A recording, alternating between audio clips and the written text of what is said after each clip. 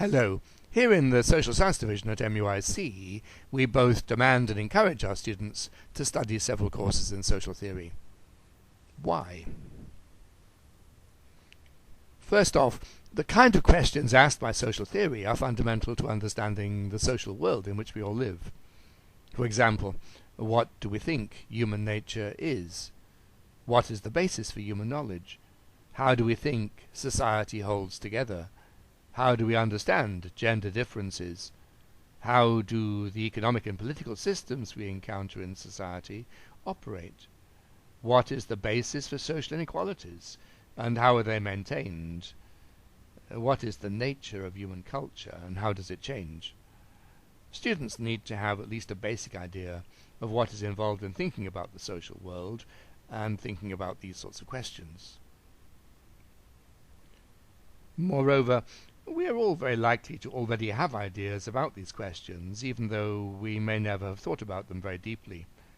What studying social theory should do is to force us to think about what our own underlying assumptions about human life and society really are. We are forced to make explicit ideas which formerly may have been only implicit. At the same time, we may well be forced to question many of our own existing ideas.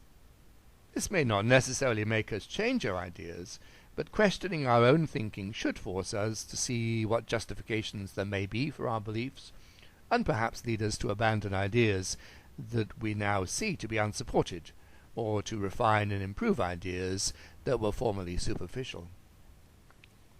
Studying social theory also helps students learn how to contextualize their studies and practice thinking critically about ideas.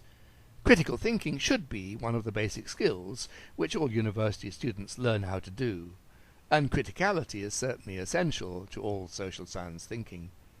For example, how do we judge the validity of an argument?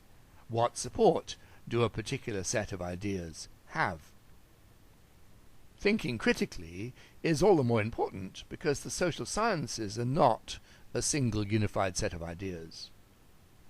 It is not just that sociology, psychology, and anthropology and all the rest may offer us quite different insights and understandings into the human condition, but that each of the social science disciplines has its own internal arguments and debates, and whilst undergraduates may not be very concerned with these, they should be at least able to see what the main arguments are and understand the reasons for debate.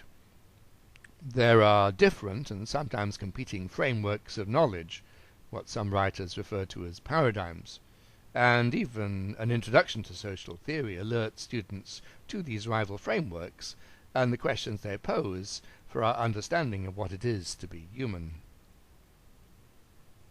Obviously, such issues become even more important for those students who are considering pursuing postgraduate study.